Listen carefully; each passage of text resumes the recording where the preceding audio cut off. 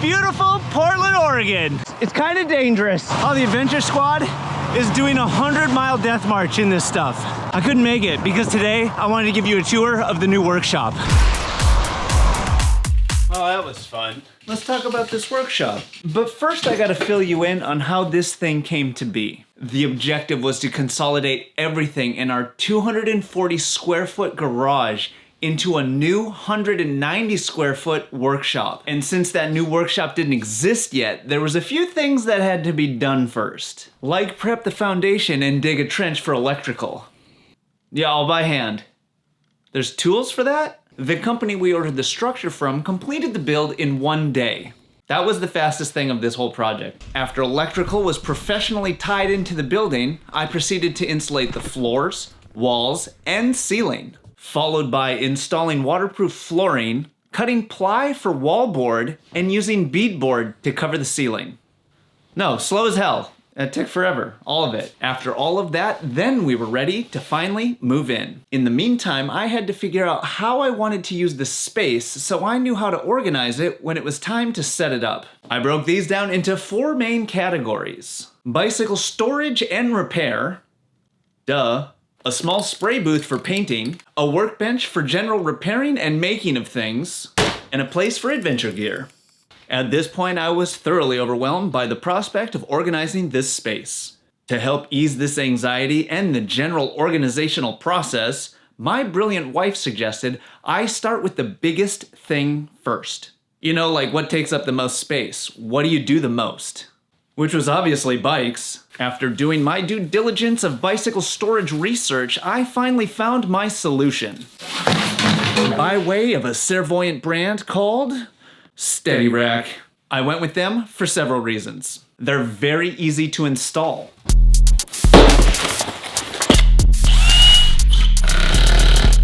Loading your bike on the rack is insanely easy.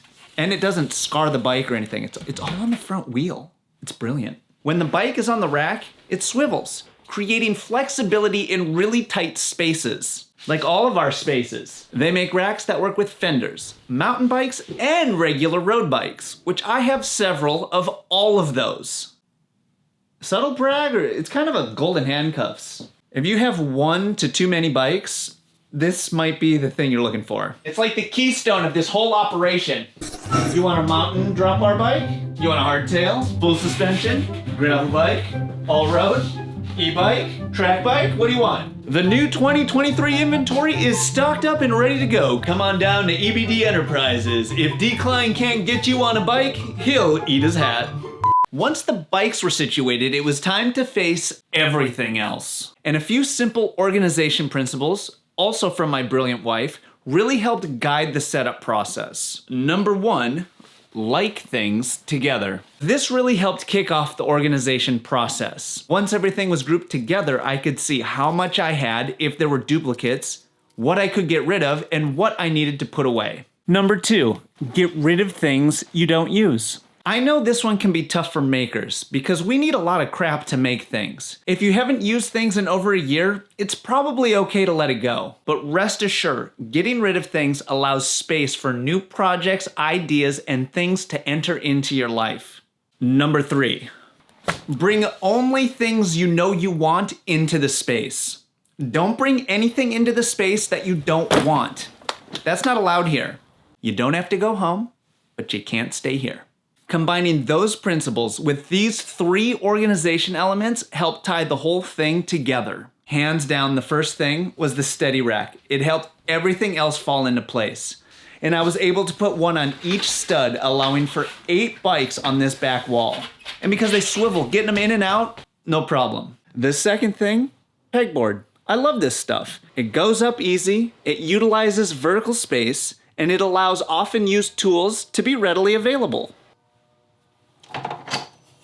And the third element, bin racks. These again were a tip from my brilliant wife.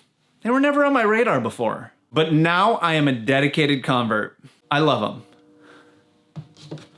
Why? They're modular. You can see what's inside of them, and they inherently guide the organization process with their predetermined size bins. I like them so much, I ended up using 5 of them. Highly suggested. And the last bonus thing that really ties this whole thing together is my little workbench. I use it for bike repair. It's adorable. I like looking at it. It's perfect. Look at that. Look at, see if it goes. Come on! Like, make me feel like a real not-a-mechanic. Gear wall. Gear wall overflow. Gear wall overflow. Bike storage. Bike repair. Bicycle bits. Splitboard storage. Workbench. With spray booth. Tools for making things. And storage for all the bits for making things. This whole project took about 4 months, which is what it is. Yeah. Tricks, tips, words of wisdom? Let me know down below. And if you're into the workspace videos, this one is right up your alley. I do a full tour of my art studio. There's 2 floors and there's a lot going on. I don't have anything else to say to that. Can I just, excuse me, pardon me.